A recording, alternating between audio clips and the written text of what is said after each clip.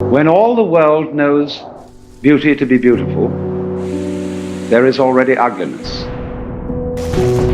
When all the world knows goodness to be good, there is already evil. Thus, to be and not to be arise mutually. Do you see that you can't have a front without a back? That you can't have a top without a bottom?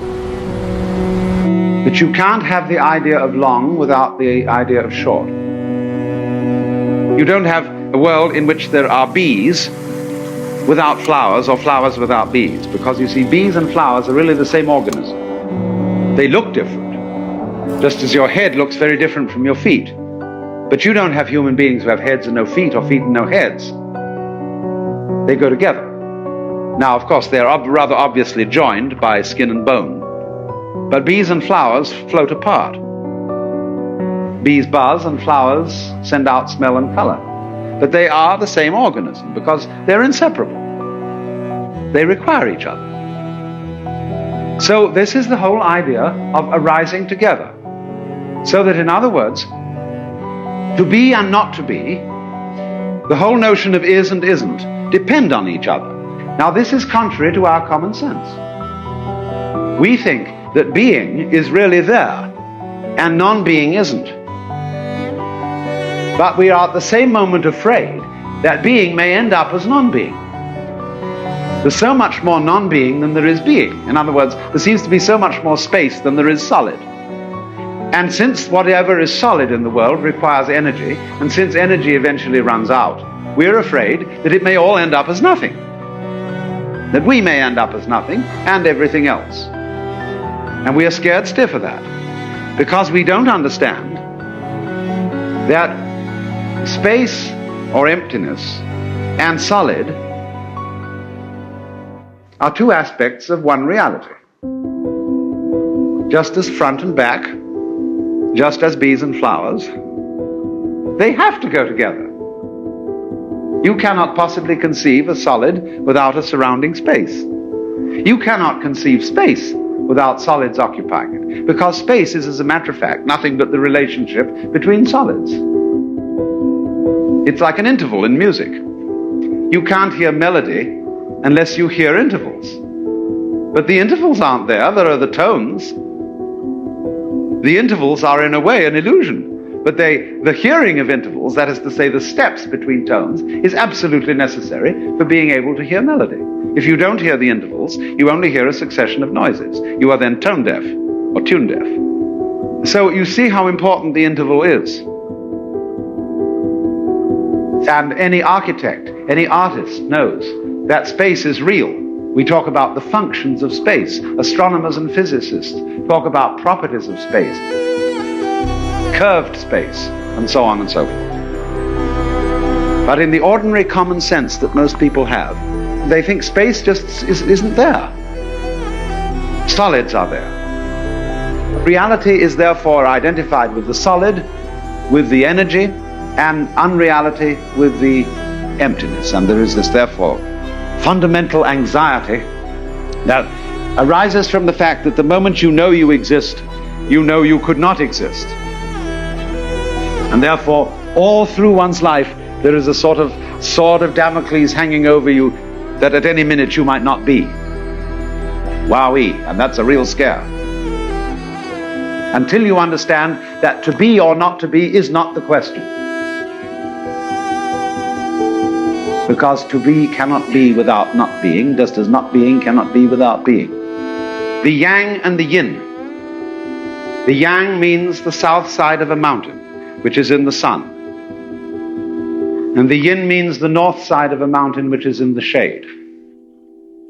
And so they come to mean positive and negative, black and white, male and female. But you see, the whole secret is that the yin and the yang are inseparable. Let's say when we were little children and everybody taught us 1, 2, 3 and ABC, they didn't teach us the lesson of black and white. This belongs in a way in our culture to the hushed up side of things. The lesson of black and white is this. If you realize that all your senses are really one sense. A kind of touching. You touch light with your eyes. You touch air vibrations with your eardrums and get sound. Then smell is touching gases and dust in the air. Taste is touching the texture of food and things. But do you realize that all sensation whatsoever is a vibration? It goes on and off. But if it goes fast enough, you don't notice the off. You only notice the on. But all things are like that, you see? On and off. And you can't have the vibration unless it's a wave pattern. The crest of the wave is on, the trough of the wave is off. Now, you can't have a wave, which is half a wave. In other words, no wave exists with a crest alone. There must be a trough. If you don't understand that, if you don't realize that on, off constitutes a unity, and although they are different, they're inseparable, like the two poles of a magnet. If you don't realize that, you get scared that off may win. And if you get scared that off may win, you start another game. The game on must win. And then the game degenerates into a fight. And you don't understand the relationship of yang and yin.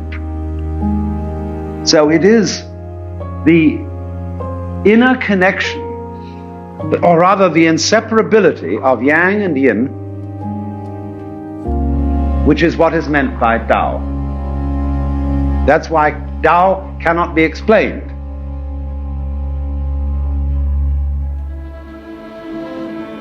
And the reason, again, if I may put it in another way, is that all thinking is classification. It's asking, is you is or is you ain't? Is it this or is it that? Because after all, if you want to say something is inside, it requires an outside. You can't have an inside without an outside, or an outside without an inside. Which is it? And we've magnified this into a nightmare, where the ultimate consequence and destiny of the cosmos is, are you saved or are you damned? Forever. What people don't understand is that you don't know you belong to the saved group unless there's also a damned group. In every American town, there are the nice people who live on one side of the tracks and the not so nice people who live on the other. In my town, which is Sausalito, there are the people who live on the hill, and they are the nice people. And then there are the people who live on the waterfront, who are bohemians and beatniks and goodness only knows what. Well, now, when the nice people on top of the hill meet for their cocktail parties, the main thing that they discuss is how the whole town is deteriorating, and how the awful people are proliferating and fouling the bay up and so on. And they feel that this boosts their collective ego because they know they're the nice people. Meanwhile, the bohemians and beatniks get together at their parties and they play like they're the real in-group, because all those squares of bourgeoisie who live up on the hill are engaged in a business rat race, doing work which is of no interest in order that they may buy toy rocket ships and have wall-to-wall carpets and horribly clean houses. And so bohemians and beatniks boost their collective ego by arguing against the people on top of the hill. What neither side realizes is they need each other. You don't know who you are if you want to belong to an in-group unless you define an out-group. It is the same with philosophy. One side is called prickles and the other is called goo. And prickles people are people who like things to be sharp and clear and definite and everything well in order. And they look upon other people who they think are vague and sloppy and unrealistic and wishful, and they say, ugh, you're just goo. Well, the goo people turn around and say, why, you're just bones. You just rattle. You've no skin on you. You know the words, yes, but you don't know the music. You have no finer feelings. Prickles people want to believe that the ultimate constituents of the material universe are particles. Goo people prefer to think of it as waves. The thing is that they don't realize that you wouldn't know the standpoint of prickles unless you knew goo as a contrast, and vice versa. Because the real world is gooey prickles and prickly goo. Any way you look at it. So you see, that's just the yang and the yin. The yang is prickles and the yin is goo. And they're inseparable, but quite different. And the thing is that to see wisdom is to understand the secret conspiracy between the opposites. That you wouldn't know one without the other. That is, it were Tweedledum and Tweedledee agreed to have a battle. That under all explicit opposition, there is implicit unity.